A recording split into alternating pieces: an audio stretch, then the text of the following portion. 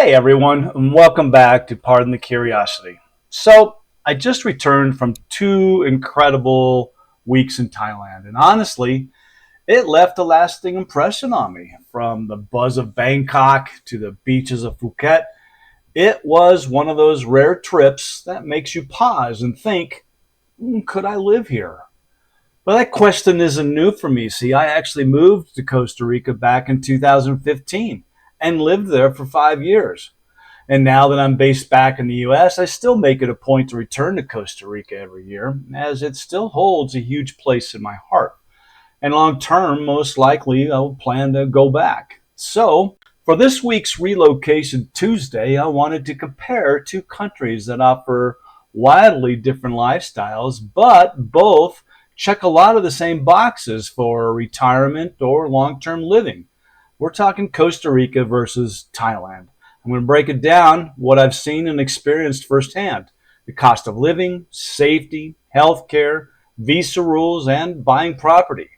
This isn't from some travel blog. This is real talk based on lived experience and recent perspectives. So let's get to it.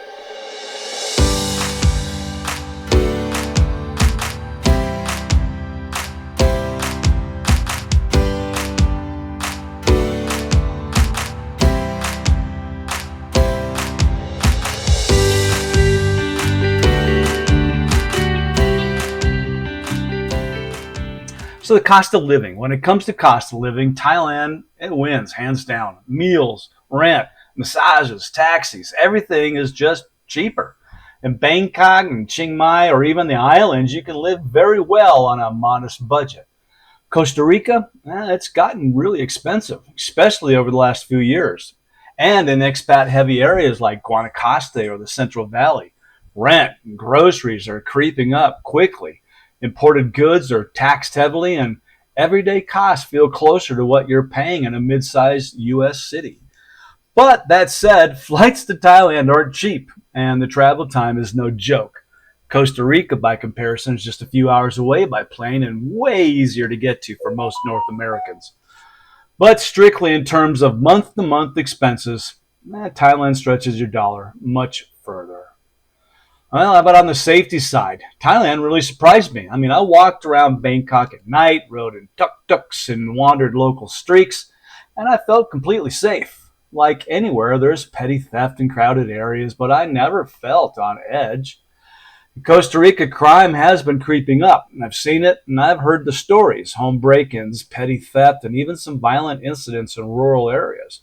It's still a peaceful country overall, but if you live there full time, you start thinking more about home security than you probably are used to. So if low crime and that general feeling of ease are top priorities, again, Thailand has the edge here. Now let's talk about healthcare. And I'll be honest, I didn't use the healthcare system while I was in Thailand, so I can't speak to it from direct experience, but the country has a strong reputation in this space. It's been a major hub for medical tourism for years, with modern private hospitals and very low costs. A lot of people from Europe and Asia head to Thailand specifically for treatment, everything from dental work to major surgeries. Now, on the Costa Rica side, and this is where I do have some personal insight. Over the years, I've watched Costa Rica really level up in terms of healthcare, especially in the private sector. Many doctors are U.S. trained, clinics are modern and professional, and English is widely spoken in medical settings. It's become a top destination for medical tourism, and I've met plenty of people who've flown in just for procedures, again, from dental work to joint replacements. And if you're a legal resident, you also get access to the CAHA, Costa Rica's public healthcare system. It's affordable, but yeah, it can be slow, so most people blend it with some private care, which is still much cheaper than what you'd pay in the States. So here's my take. Both countries deliver strong healthcare options. Thailand has a global reputation for low cost, high quality care. Costa Rica is right there behind it and catching up fast, especially for North Americans looking for English speaking doctors and easy travel. So in this category, I'm going to call it a push. It really comes down to what matters more to you: proximity and familiarity, or absolute lowest cost with high tech. Last up, buying property. Costa Rica, foreigners can own titled land and property with full rights, no special hoops to jump through. I've seen a lot of expats buy homes, build rentals, or retire on small farms. Thailand is a different story. As a foreigner, you can't own land. You can buy a condo, but only if foreigners haven't already purchased more than 49% of the building. If you want to build a house, you'll need to lease the land, which can be complicated and potentially a risky long-term investment. That said, Thailand does something smart. Developers are required to sell a portion of units to locals at a lower rate before they can sell to the foreigners. It's a way to fight gentrification and protect local buyers, and honestly, I respect that. But if you want to invest in land, build equity, and have full ownership rights, Costa Rica is the clear winner. So at the end of the day, these are two beautiful countries offering totally different lifestyles. Thailand is affordable, modern, and surprisingly easy to enjoy once you're there.